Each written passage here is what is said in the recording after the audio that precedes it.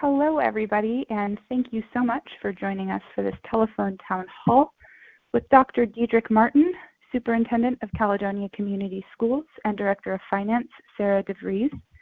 They will be talking about the future of Caledonia Community Schools with regard to the operating millage renewal and school bond proposal that will be appearing on your upcoming ballot, and they will be taking your questions at the end of the call.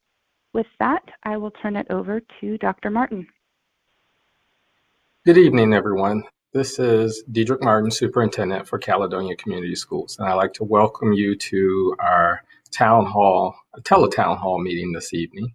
And so I have a few brief things that I want to go over in a very short slide presentation, just to kind of set the tone and give some of the big picture overview of what is being proposed for the May 5th ballot. And then at that point, we'll open it up for questions and answers. So if we can start with the first slide.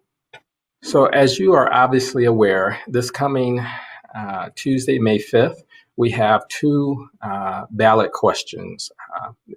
The first school proposal is the operating millage. This is a 0 mill increase, and we're going to talk about that tonight. And the second question is a school bond, and this is also a 0 increase school bond. So if we can go to the next slide. So in looking at our bond, our hope and our aim is, after doing a extensive conversation with our community that started last spring in 2019, and that involved over 200 participants and several hundred surveys and feedback, we developed a multi-year strategic plan. And there were several things that was born out of this plan that helped us to draw up the proposal for the school bond that we have scheduled for the May 5th election.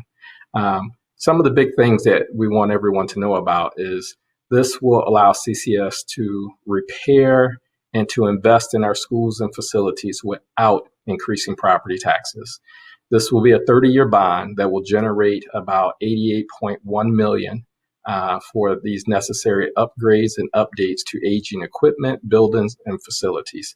So it's really focused in three areas: safety and security. And so we've already done a lot with safety and security from previous bonds. We've used some of our general fund dollars in the past to try to make some upgrades. But as you are aware, the need for safety and security is always evolving. Unfortunately, whenever there's any type of traumatic event, we learn, we adapt, and we grow. And so we want to make sure that we're on the cutting edge with safety and security for our students and for our entire community. Next is repair and upgrades. While we always try to plan proactively for repair and upgrades to our facilities, every once in a while we reach those time frames where some of the repairs and the upgrades that are necessary are pretty taxing on the general fund. So for example, if we have to replace a roof, even in an elementary building, which that is part of our bond proposal, that in itself can cost a couple million. Next is new facilities, building, and equipment. And so if we can go to the next slide. This is just a graphic, if you will, that kind of breaks down from a large perspective the $88.1 million bond. And as you can see, safety and security is infused in every element of this bond proposal. But we wanted to try to fit our strategic plan and touch a lot of areas. So yes, we want to enhance the teaching and learning areas. So there's about $24.8 million put in that. Infrastructure and site improvements. So this is where you're talking about parking lots, you're talking about roofs, HVAC systems, also whole child, whole community wellness. So we have a plan in the works for that. We have a lot going on with our school community resource center. And so this will address some of those needs as well as some of our other needs in our school community. And then instructional technology and equipment. So yes, this will be devices for students, but also this is a lot of the the background infrastructure you need to make sure that your technology and your systems are working properly. If you want to see a building by building overview of what we are proposing to tackle in the bond, please visit the election page for an overview by building. You'll see that in a presentation. Also on our school board page, there was a presentation that was made November 11th to the Board of Education that also speaks to the building by building look at what's proposed in this bond. And if we can go to the next page. So the operating proposal, as with the bond, the operating proposal is also a 0 mil. The bond is a 0 mil increase. This is a 0 millage renewal. And so this is a non-homestead renewal. And I know some people are asking, well, didn't we just do one? And the answer is yes. Back in November, we did what we call a Headley override. So since 1995, our district has always operated on 18 mills, which is applied to rental properties, business properties, and vacation home. This does not apply to your primary home as a homeowner. This does not apply to agricultural property. This is only towards what we call non-homestead. This renewal will be a 5-year, 18 mil operation renewal.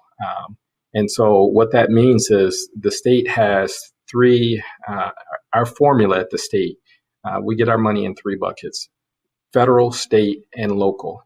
Part of this is the collection of 18 mills, and this supports our day-to-day operations, such as salary for teachers, support staff, counselors, fuel for the buses.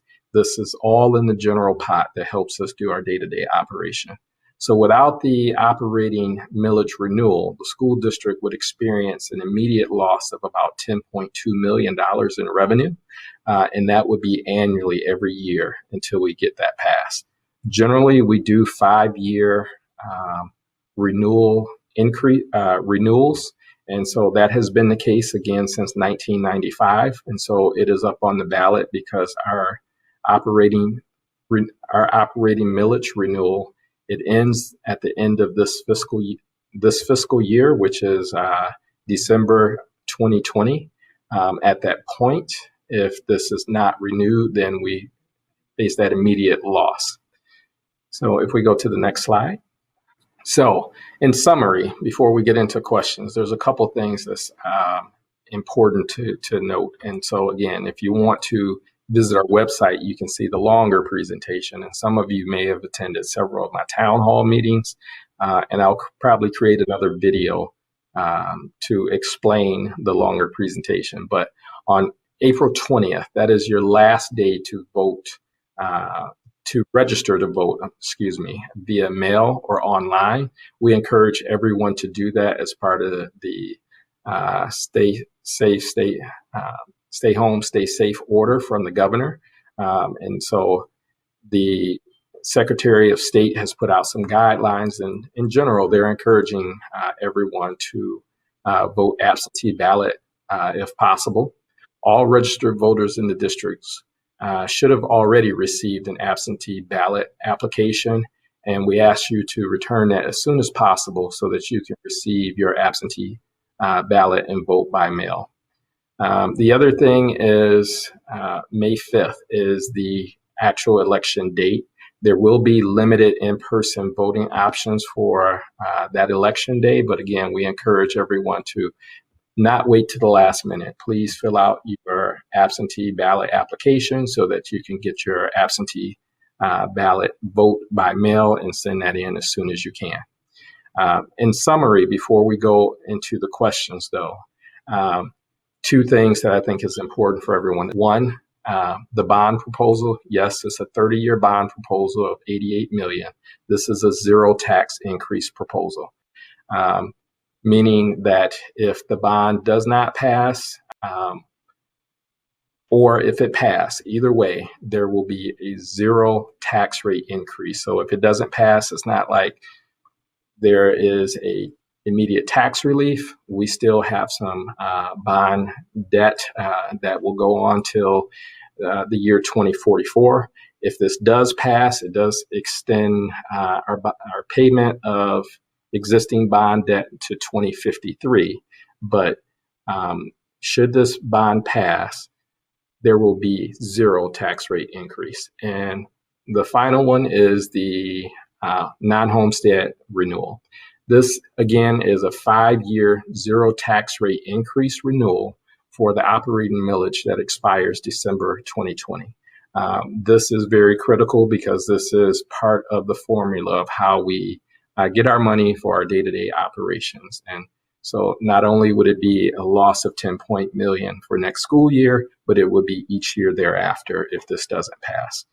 So we are trying to move forward and hope to get both of them passed. And with that point, I believe I am open for questions. That's probably a big enough overview, and I'm sure we have some people with some questions. Great, thank you so much. As a reminder to the participants who are on the call with us this evening, please press *3 at any point, *3 to let us know that you have a question, and we will be able to take those questions on the call. We will be starting with some questions from our online platform where participants have been able to see a video stream. Our first question is from a viewer named Mark, who would like to know how much these proposals will cost him as a taxpayer. Yes, thank you for the question, Mark. The proposal will cost you zero as compared to what you have been paying in your taxes previously. So again, this is a $0 mil increase. So as it relates to the operating millage, again, since the state law changed back in the early 90s, we have been paying, businesses in our community have been paying the 18 mil rate every year, with the exception of 2 years from 1995 up until current. So we're asking that to continue for another 5 years. As it relates to the bond proposal, think of this maybe in a simplified way of refinancing of your house with a guarantee that the note will stay the same. It will not increase. It will not go down. So this is a $0 mil increase. So it costs you nothing more than what you've already been paying in your taxes.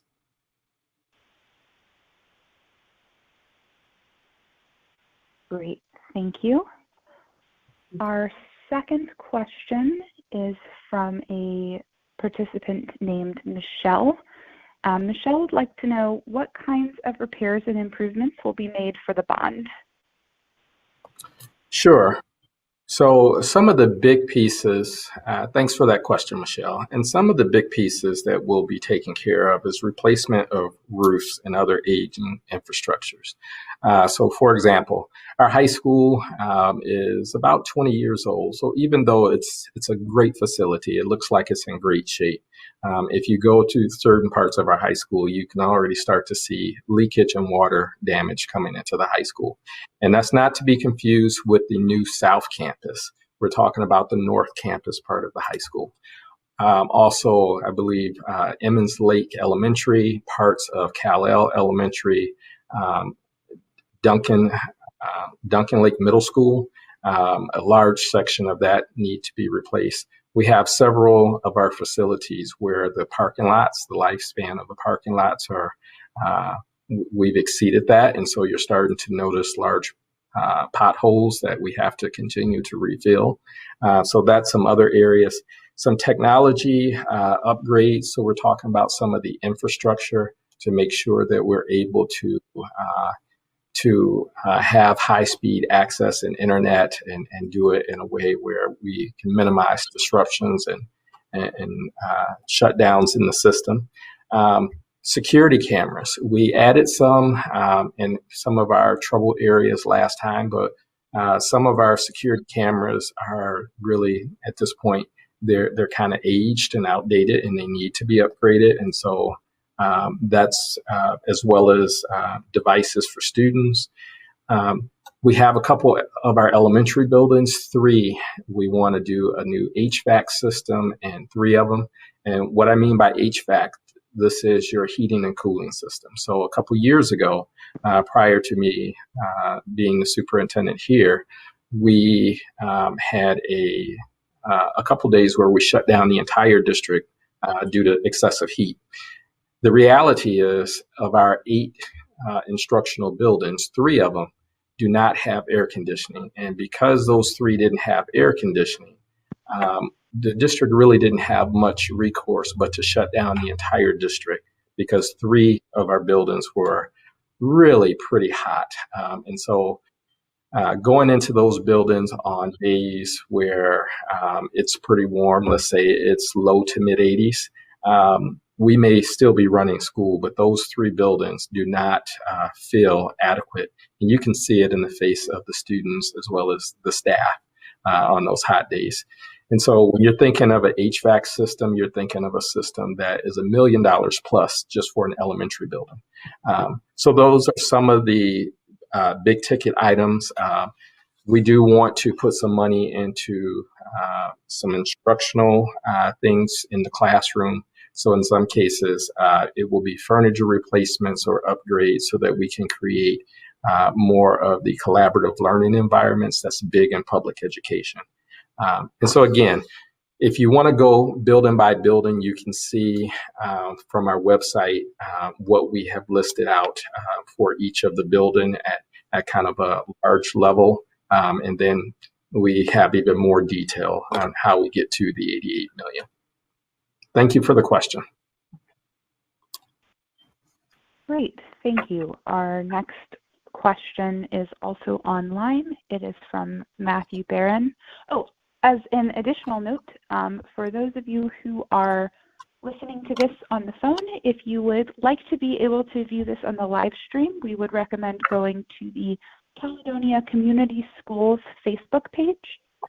Again, that is Caledonia Community Schools Facebook page, where this event is streaming live. Back to our question from Matthew Barron.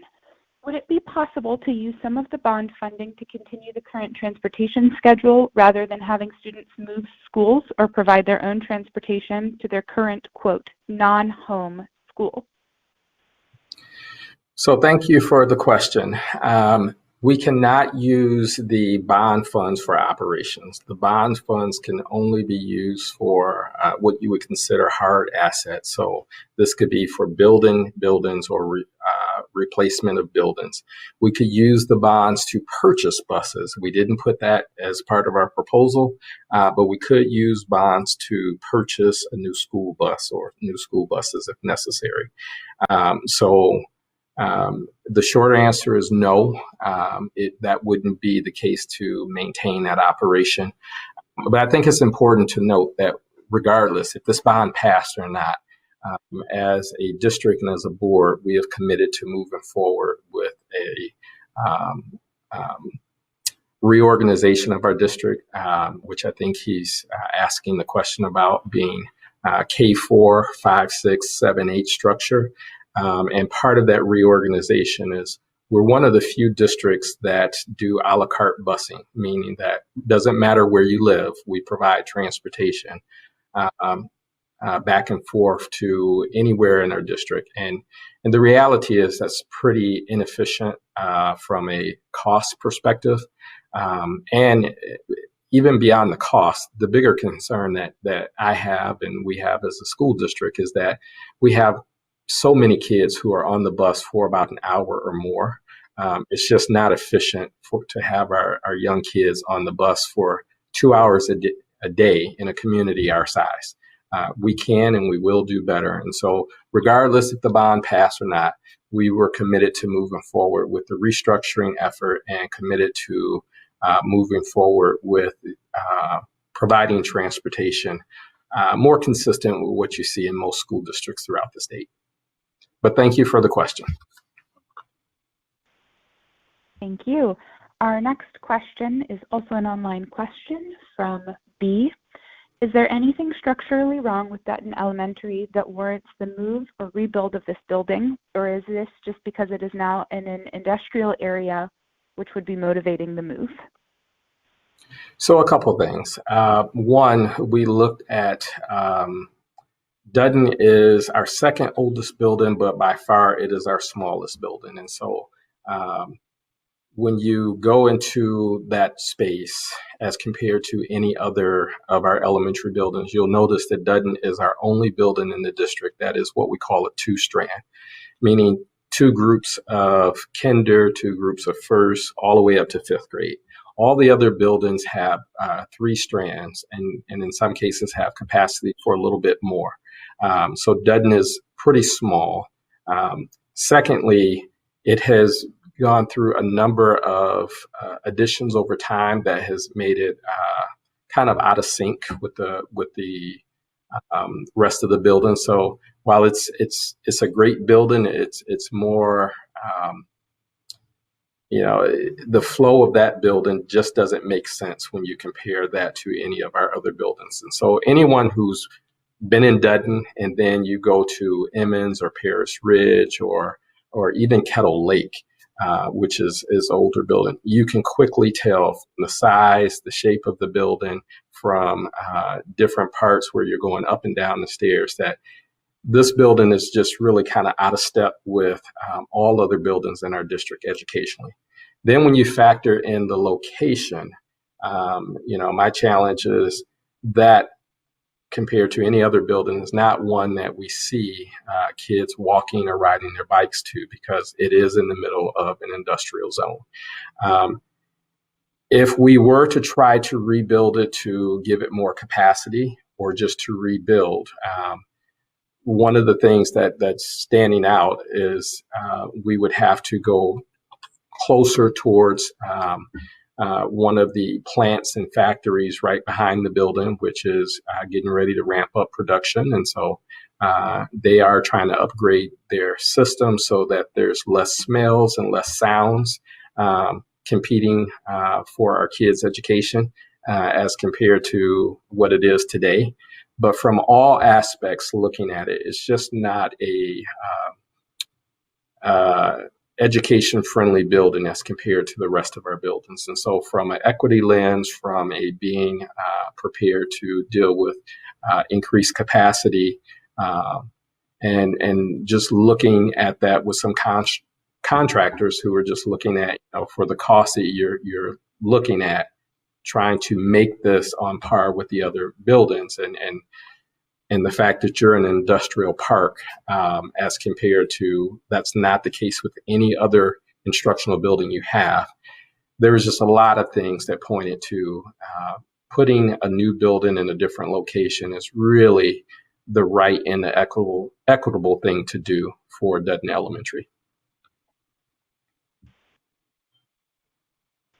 Great, thank you. So our next question is going to be from a caller, Fred, with an additional question about Dutton Elementary. Fred, you are live on the call. Please go ahead with your question.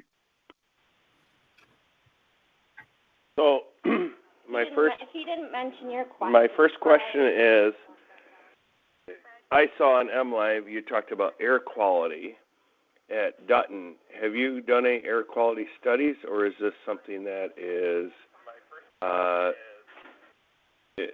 has been determined without doing air quality test?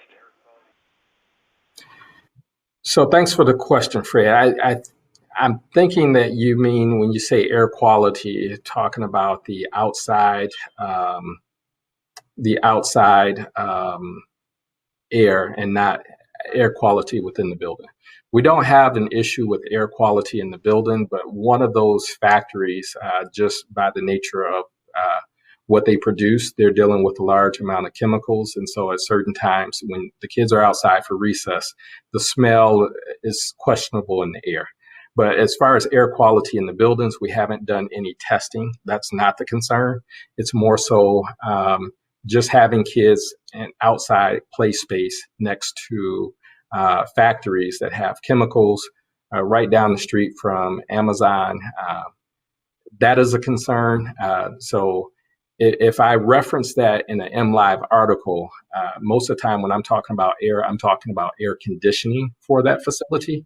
That, again, it's a 64-year-old facility. So to put air conditioning in it is pretty expensive.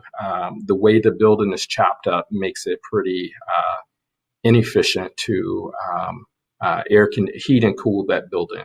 And so from that is one that minimally, if we decided not to rebuild and do a new building in a new location, we wanted to at least put in air conditioning in that building so that the environment is not as hot.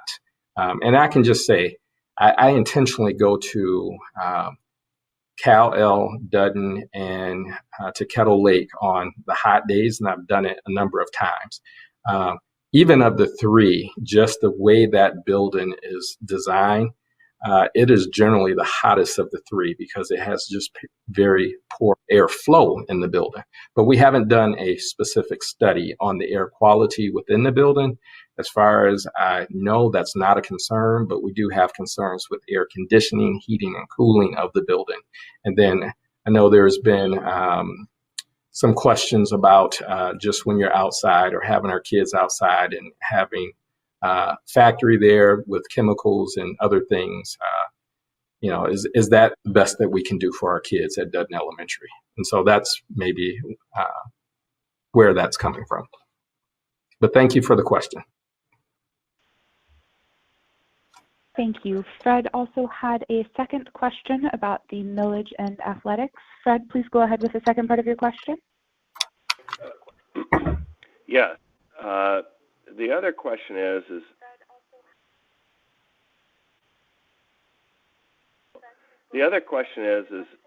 it's hard to break down with the PowerPoint presentation that was provided to us with multiple locations having different things athletic-wise, along with this community center, including the pool, including the gymnasium, including the new athletic facility, which we're anticipating has something to do with a new football stadium with turf and then a practice facility with turf. What is the actual cost breakdown of all those parts? Okay, great question. So when you look at the new facility in terms of, let's first start with the proposed athletic facility or / community center, as we like to call it. That in itself, the facility would be about 16 million, and Sarah may help me with that, but I believe that facility would be about 16 million. That would be inclusive of a space for our current community resource center, which we've operated for a number of years in Duncan Lake Middle School. That would be housed in that facility, as well as the YMCA programming that we have. We have some YMCA before and after school programming in multiple buildings, but we also operate some specifically at the Duncan Lake Early Childhood Center, and they take up a significant amount of space that will also be housed in that facility. So those two programs we want to move immediately to that space, so that we have more space for our 7th and 8th grade students, as well as being able to offer more classroom space for kids in our own community who end up not choosing us sometime because they can't get into the early childhood center program. But in addition to that space, we have a lot of seniors who use our gym space throughout the course of the day while our kids are in session. And so you can imagine sometimes literally we will have kids as early as 3 and 4 years old. We will have 6th, 7th, and 8th graders, and we have seniors in visiting the same space in the same area because of the cafeteria or the gym space. So if you have a fire drill during this time, it's not an ideal space because you got 3 and 4-year-olds, and you have 70-year-olds, and you have teenagers. So all of that would move to the new community center. That would have multi-use gyms that could be utilized in that case. But on that same place, if you look at one of the presentations, you will see that that is proposed to be next to the area known as Calplex. And so that's where we would put a new football and track stadium. The current one that we have is used quite a bit by our community who go out and walk the track. And it will still continue to be used by our middle school programming. Our little league football programs would continue to utilize that space. Our community would continue to utilize that space. But a new stadium would be adjacent to the athletic center complex, where the community center programming would go, where the YMCA programming would go. And so we see that as a mixed use facility. And of course, it would have a swimming pool. Right now, we sign up a lot of our families. They register in Caledonia to drive over to East Kentwood or somewhere else for swimming lessons. So that would be able to serve our high school swimming programs, but also be able to serve our community when not in use. And so when you put all of that together, that will be somewhere in the neighborhood of maybe around 22 million. But I could have my numbers. I need to go back and look at that. But I think in total, it'll be 16 for the site. When you're talking about the parking lot space, the infrastructure that's needed there, you'll be probably talking about a $22, $23 million project. And Sarah, I didn't know if you had anything to add. That is correct. It's just about 24 million all in. Thank you. And thank you for the question. Great. Thank you. As a reminder to anybody who is listening in on the phone with a question, you can press *3 on your keypad to let us know that you have a question. Again, that's *3 to let us know that you have a question. We have another question here from our online platform, and our next question is from Sheila. Her question is, Caledonia has outstanding graduation rates compared to the state average. Do you think passing these proposals will help maintain or boost these graduation rates? So certainly, I think passing these proposals will help us maintain our academics in general. Again, I think it's important to bring up the point that both of these are a $0 mil increase. So by not passing it, we'll be fine. But it won't be ideal. And as things continue to move forward, what happens is we start to maybe lose our edge and start to see some things roll backwards. So one of the big things that I've been trying to do since I got here is to reinvest in our educational programming.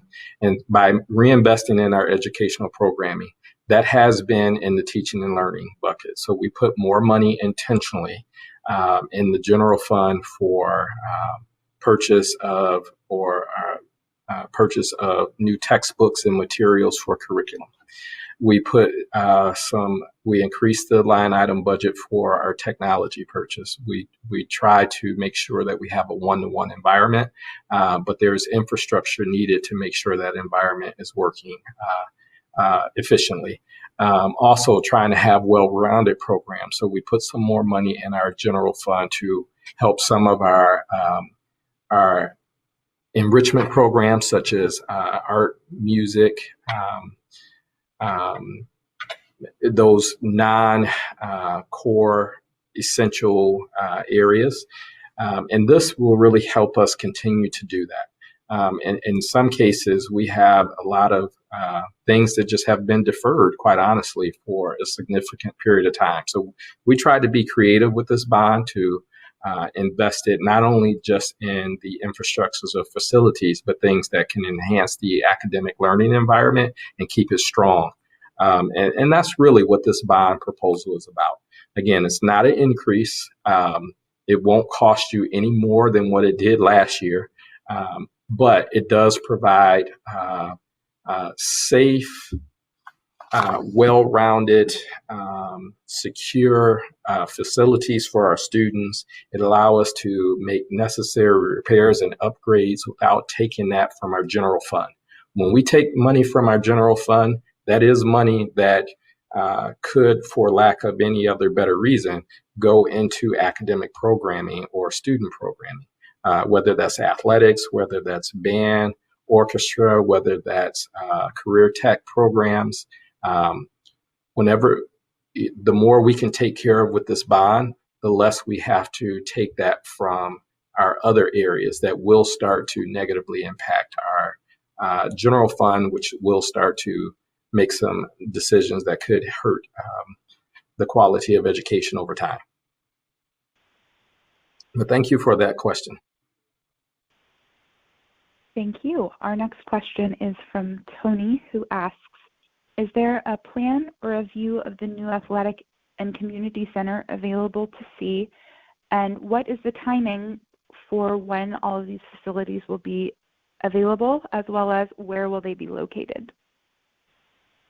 Yeah, so great question. Right now, we don't have a drawn up architectural plan. And the reason for it is we didn't want to be presumptuous and just assume that the community would pass it and pay several $1,000s for various artist renderings.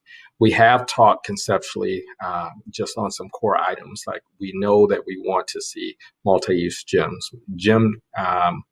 In every school community, and ours is no exception, gym use comes at a premium, and in a lot of cases, we are having to be creative so that we don't displace our own students or programs because of other community uses for gym. The other thing that we know that we want to have is a pool. Yes, we want to take care of our students and our swim program, and we don't feel that it's sufficient for our kids to have to drive to downtown Grand Rapids for practice every day if they are on the swim team, and also to downtown Grand Rapids or other places if they have to go to a meet. Not the most ideal space for teenage drivers. And the other thing is, our pattern has been, we have been signing up a number of our own family for years and then shipping them off to other communities so that they can have their little ones do swim lessons. So we have some ideas of what we want to see, but if we are fortunate and the bond does pass, then we will have a committee who have been kind of working to help us get to this point that we are. We'll probably expand and have a committee of people get together and try to figure out what is it that we actually can do for the money that we have. So we got some roundabout numbers in terms of the size and the space that we're looking for and how much that would cost us on a per square foot basis. But the actual details, we didn't feel like it would be a good waste of the community resources or good use of the community resource to spend, 10 or 15 or 20,000 on various architectural renderings and not have this pass in our community. If we get it passed, we have anywhere between 5 to 7 years. And I say 7 because we'll probably do it in 2 phases, which this would be a 2-phase bond. But we would have time to get the architectural drawing that works for our school community and then to move forward with it. And once we have that, that's something that we would definitely share and make public. And the location, again, if you're familiar with Calplex, it would be listed or it would be located at the Calplex space. That is district-owned space and is creatively used by the community. So there's kind of a partnership already. So we look at doing this in a similar fashion where we would put it on district-owned land. And Calplex, for those who don't know, is across the street from the Duncan Lake parking lot. Or if you're familiar with the baseball and the softball fields, it's across from the baseball and the softball fields. And so we would look to put it right over there in the same spot that we have the Calplex area. Great question. Great, thank you. We have approximately 10 minutes left remaining on this call to take questions. Our next question is from Jeanette. Jeanette, you are live on the call. Please go ahead with your question. I would like to know where the new Dutton Elementary School will be located.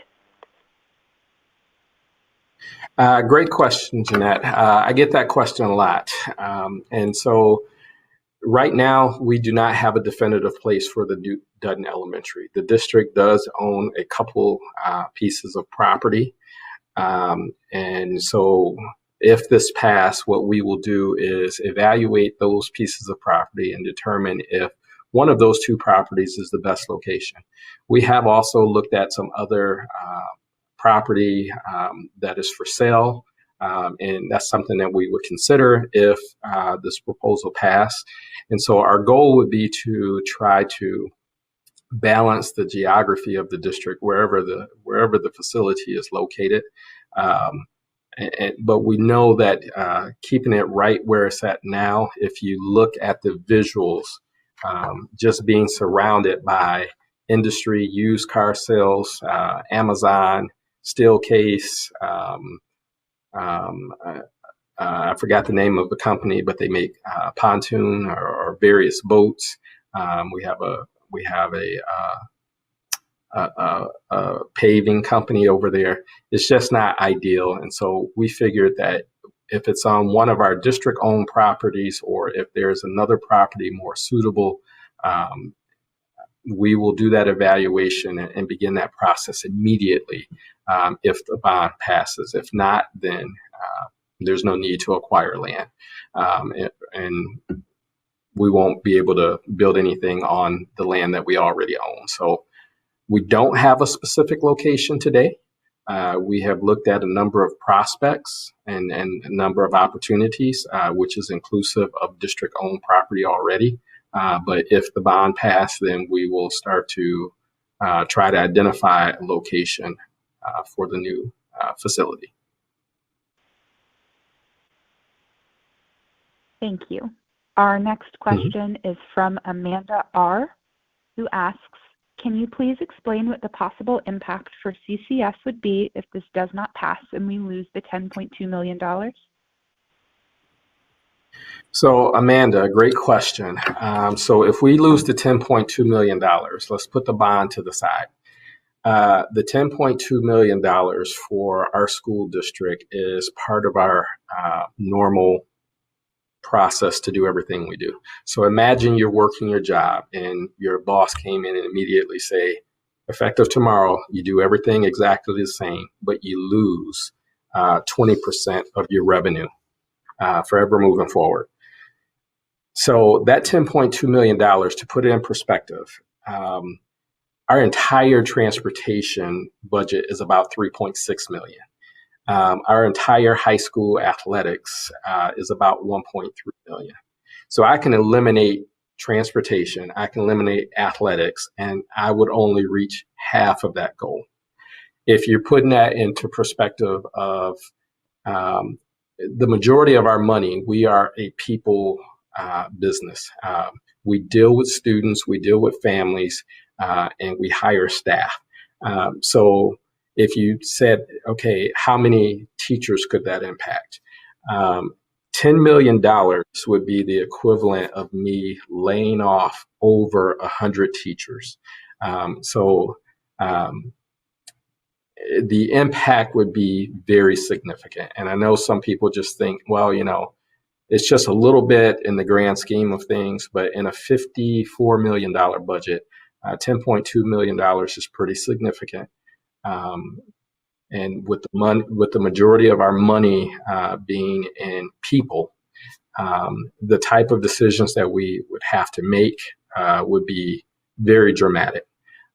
It wouldn't be, shaving down some bus routes or reducing how much we spend on paper for running copies. It would end up coming to staffing and programs that would directly negatively impact students. And so we're definitely hoping that our community see the wisdom in a zero mill, a zero tax increase millage renewal for the next 5 years. And then we are also hopeful that the community sees fit to pass the bond because for zero tax increase, we can make a very good school district even better with the things that we're able to provide to have our facilities and keep them in great shape, keep our students safe and secure, and to continue to use the bond funds to take care of necessary repairs and upgrades that's needed, and not use the same funds that we use to educate our kids with. But great question, Amanda. Thank you. Our next question is from Steve K. Steve, you are live on the call. Please go ahead with your question. Yes, thank you. Yeah, my question is about the community building with the pool and all that's going to be there. And how are we going to pay for all the upkeep going down the road, year after year? How are we going to pay for all the upkeep in that building? Steve, you ask a great question, and this is one that I wrestled with, and I think as a district we got pretty creative. If we can get this bond passed, we have developed a partnership, or we want to expand on a partnership with the YMCA. They have been in our space with our facility for about 15 years or so. And so what we're looking at is for a zero tax mill increase, we will be able to build the facility. We will be able to move some of our own programming in there in the community resource center, as well as some programming from the YMCA. And they do pay a little bit of a lease to use some of our space. But the problem is it doesn't allow us to grow and serve the needs of our own population. So having them move in there and developing a partnership with the YMCA where they run the day-to-day operations when it's not in use by the school district. And so what I mean by that is you're absolutely right. Building a pool is a pretty expensive proposition no matter where you are. And it takes a lot of money to keep the pool going. And so our vision is that we build this facility based on this zero mill tax increase. It would give a place for our high school students to be able to practice and compete during the season. But when the season is not in session, and when our own community center is not running maybe a aerobic swim class for seniors who are constantly using our community resource center, then all of the rest of that time could be, the facility could be ran and utilized like a traditional YMCA. But our goal is to do it at a rate better than what you would find at a typical YMCA because they don't have the cost of building the building. They have the cost of running the day-to-day operations and making sure that they generate enough revenue to cover the expenses of the pool, cover the expenses of the space that our community center would be in. And so we see it as a creative win-win solution that allows our community to have access and hopefully at a pretty good rate, allow our students to have access but doesn't strap the school district with the burden of how do you maintain this facility ongoing. And so in conversations with the YMCA, they are very aware of what our goal is. They feel very confident that they can make that work. And they're also pretty excited because this is, for the state of Michigan, this is kind of cutting edge what we're trying to do in terms of a creative use of space and a creative use of community partnership that will allow our community to have a new wonderful asset, allow our students to have an asset, but doesn't strap the district with the burden of trying to financially afford this. So great question. Thank you, Dr. Martin. We have time for one last quick question. For those of you who are participating on the phone with us here today, if you have any remaining questions, all you need to be able to do is hang on to the line at the conclusion of the call after Dr. Martin's closing remarks, and you will be directed straight into a voicemail where you can leave those messages, and a member of the team will follow up with you. If you are viewing this presentation online, the broadcast will be available for viewing at a later date, or you can go to calschools.org to learn more and for follow-up questions. Our last question here is from Dale R. And Dale asks, what, if any, of the future monies will go toward transportation upgrades and security and bus driver training and reviews? So thanks for the question, Dale. As far as the transportation, right now we have a little bit of money for some transportation hangars for our buses, particularly in the wintertime. It's pretty challenging for our transportation department, so it will kind of help us in the wintertime. We don't have a lot of money going to transportation. What we have done in the last 2 years since I've been here, this is one of those areas where I said that historically we have underinvested. So I increased the general fund budget to purchase more buses last year and this year than we have done in the past several years. Because we want to try to build in a replacement cycle of our transportation fleet. Now, we could use this money for new buses. We would have to make some adjustments to the bond, but we can't use any bond money for training of transportation drivers. That all has to come out of general funds. And so we would budget that every year. If the bond doesn't pass, any type of modification that we do to the transportation facility itself, and there is some minor modifications, I don't recall off the top of my head. It's not a huge amount, but there is some money that was put in for the transportation and maintenance building itself, as well as the hangars for the transportation department.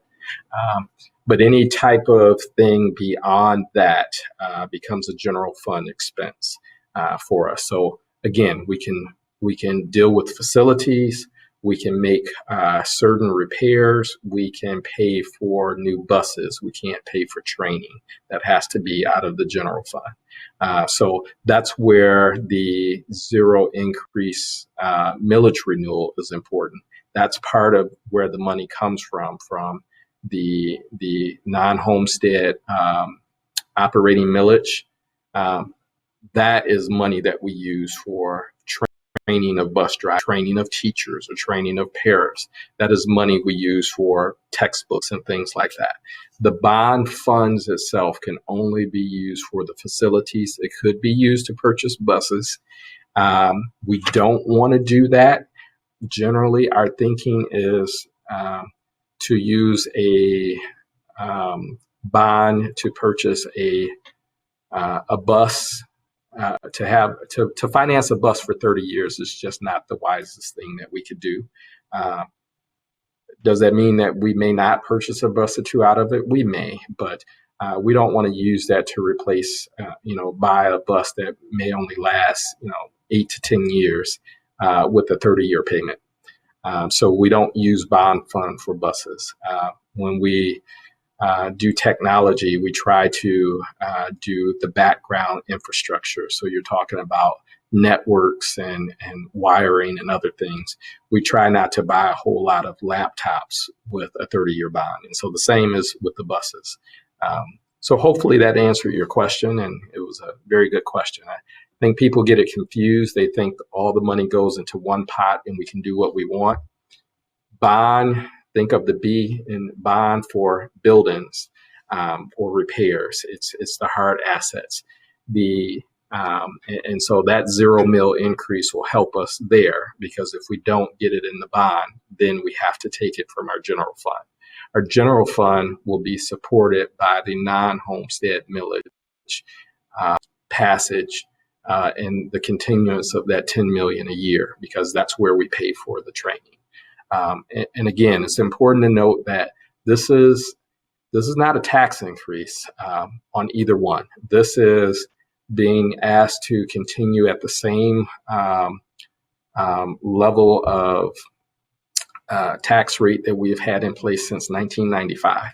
We're just saying for the non-homestead millage, a 5-year renewal at what it's been at is what we're asking for there. And that maintains the $10.2 million a year moving forward.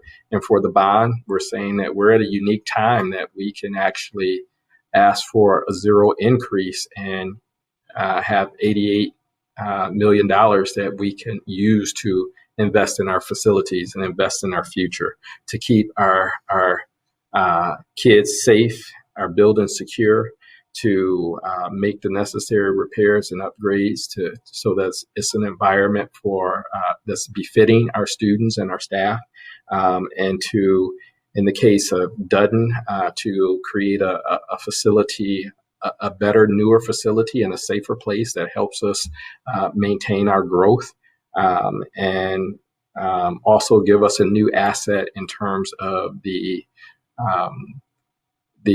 new athletic complex, something that can be a benefit not only to our district, but our entire community in a creative way, where the YMCA provides programming that we currently don't have, and we don't have to drive to other school communities to take advantage of it. So that's what we're asking for with these two. Thank you. Great, thank you. And Dr. Martin, I would like to turn it back to you for closing remarks. Yes. So one of the things I want to make sure that everyone understands, when when these were put out, this was not something that just came out of the left field. If you go back and you look, you will see as far back as this time last year, we were holding about 7 different community forums that involved staff, it involved parents, it involved students, and we talked about a lot of issues in our community. That became the basis of a multi-year strategic plan.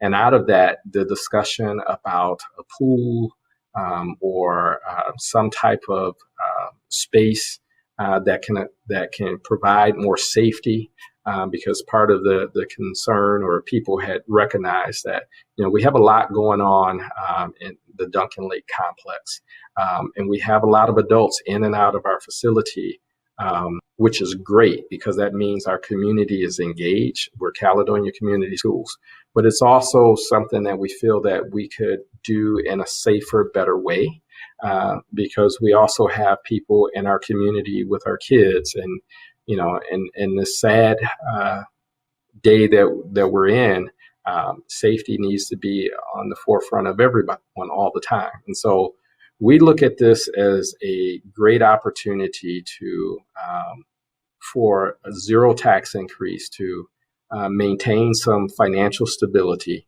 improve our safety and security, make the repairs and upgrades, and to add some new facilities and bring some equity to some of our facilities.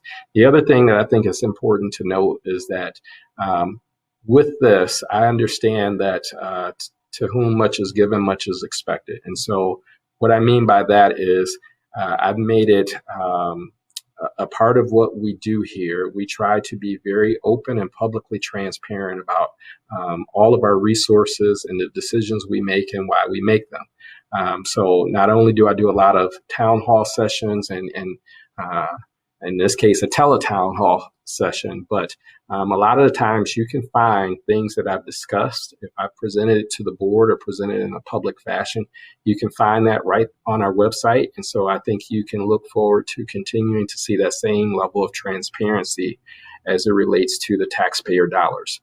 Because we understand it's important that if we're going to trust it with your most precious resource being your children's and your second most precious resource, your money, we need to be able to speak openly, honestly, and transparently about what's going on in our school community. And so as it relates to when I got here previously, there was questions about a school improvement fund that we put together and what we did. And if you notice, we put that out there and we told you year by year what we were doing. And not only did we tell you that, we came back and we updated to tell you this is what we completed. This is what we did with the funding.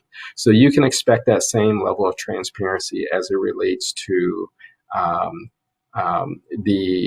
the bond. If we're so successful to pass the bond, you can expect that same level of transparency. We're required to do it legally, but we don't try to hide it where you can't find it. We've been putting it out there and being very open, honest, and transparent because we believe that working together, we will be able to do what's in the best interest of the Caledonia community and for the Caledonia students. And so I'd like to thank everybody for listening in and participating. I hope I was able to answer some of your questions.